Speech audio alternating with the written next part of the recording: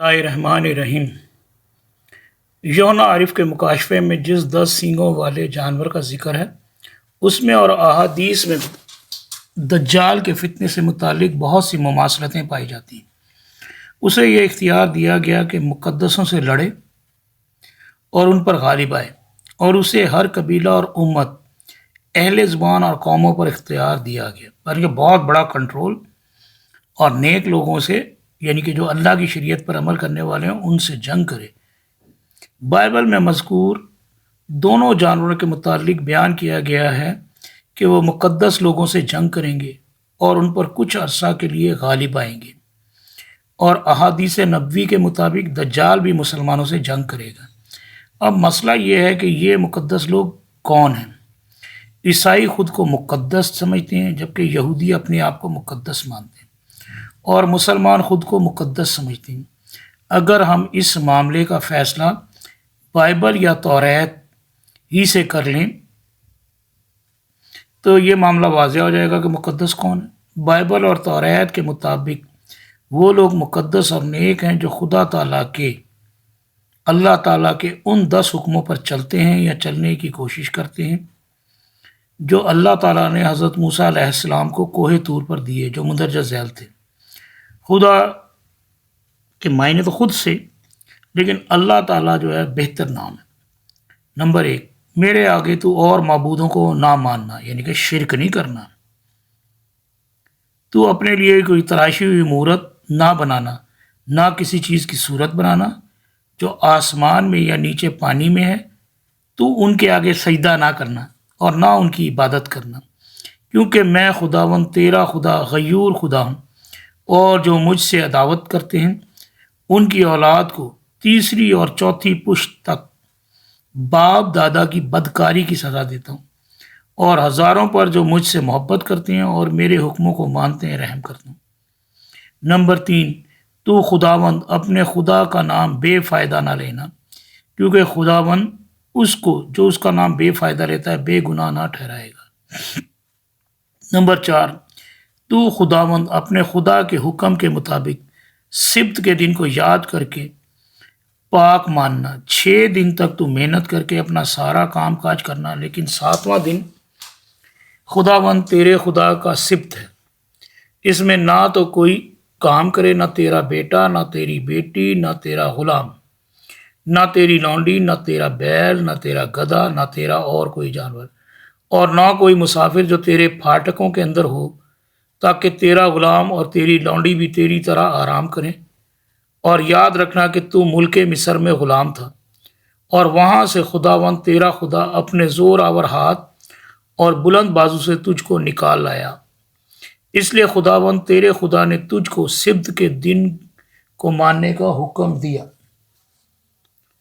Number 5، اپنے باپ اور اپنی ماں کی عزت کرنا، جیسا کہ خداوند تیرے خدا نے تجھے حکم دیا ہے، تاکہ تیری عمر دراز ہو، اور جو ملک خداوند تیرا خدا تجھے دیتا ہے اس میں تیرا بھلا ہو۔ نمبر 6، تو خون نہ کرنا۔ نمبر 7، تو زنا نہ کرنا۔ نمبر 8، تو چوری نہ کرنا۔ نمبر 9، تو اپنے پڑوسی کے خلاف جھوٹی گواہی نہ دینا۔ نمبر 10، تو اپنے پڑوسی کی بیوی کا لالچ نہ کرنا، وہی زنا کا والا معاملہ، اور نہ اپنے پڑوسی کے گھر یا اس کے کھیت یا غلام یا لونڈی یا بیل یا گدھے یا اس کی کسی اور چیز کا خواہاں نہ ہونا۔ توریت اور بائبل کے مطابق جو ان حکموں پر چلتے ہیں وہ مقدس ہیں۔ بائبل خروج باب 30 تا 7، استثنا باب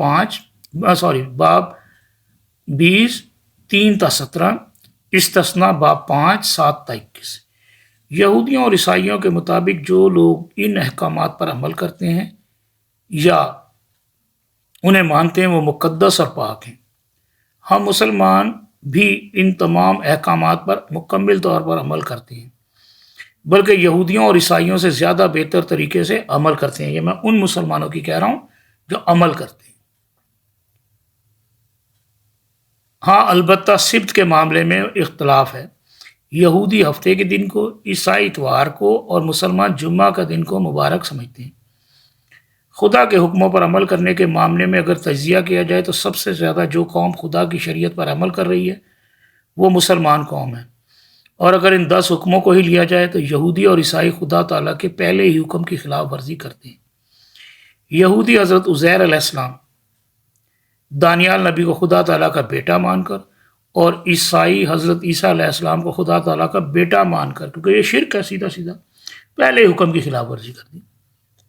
اور ان کی اور حضرت مریم علیہ السلام کی تصاویر بنا کر شرک کر رہے ہیں، انہیں خداؤں میں سے یہ خدا مان رہے ہیں نا، اور اس طرح سے کسی نہ کسی طرح سے خدا تعالیٰ کے پہلے ہی حکم کی خلاف ورزی کر رہے ہیں، جبکہ مسلمان اس معاملے میں شرک سے پاک ہیں۔ ہاں البتہ وہ عیسائی یا وہ یہودی جو ہدایت کو پالیں گے وہ آخری جنگ میں انشاءاللہ تعالی مسلمانوں کے ساتھ ہوں گے۔ بائبل اور توریت کے مطابق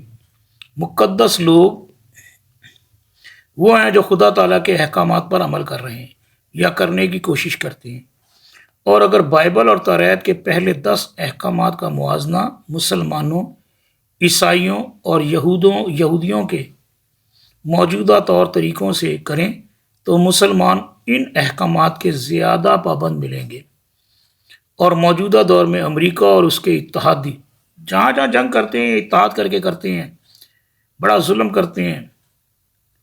اور اس کے اتحادی مسلمانوں سے جنگ کر رہے ہیں، عراق میں کی، افغانستان میں کی، شام میں پہلے کسی گروپ کو کیا پھر کسی گروپ کو، ساری کھچڑی انہوں نے بنائی ہے وہاں پر،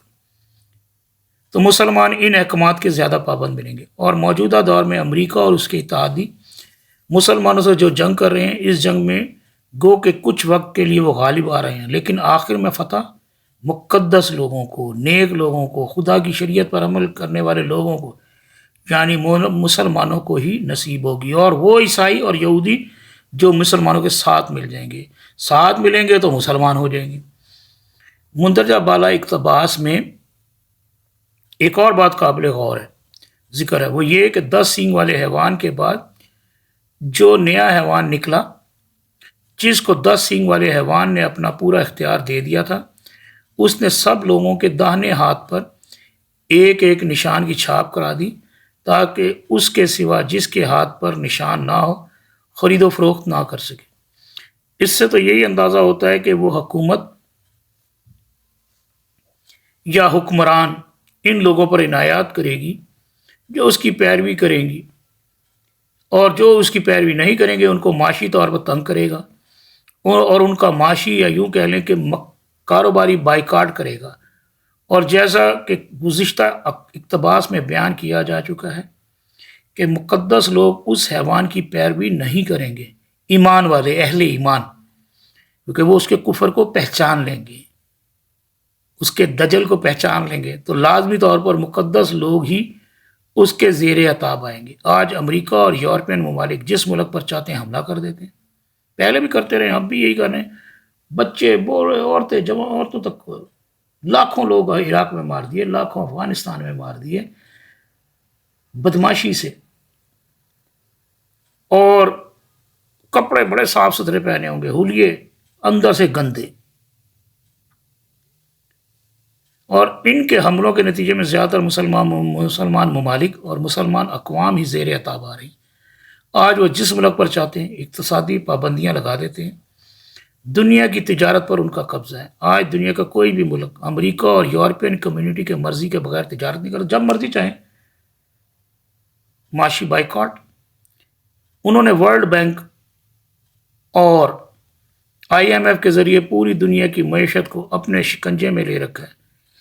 انہوں نے دنیا کی معیشت پر قبضہ کر رکھا ہے، اور دنیا کی تجارت پر وہ چھائے ہوئے ہیں، لیکن انشاءاللہ تعالی ان کا یہ وقت جب تاریکی بڑھتی ہے، ظلم بڑھتا ہے، تو پھر مٹ جاتا ہے۔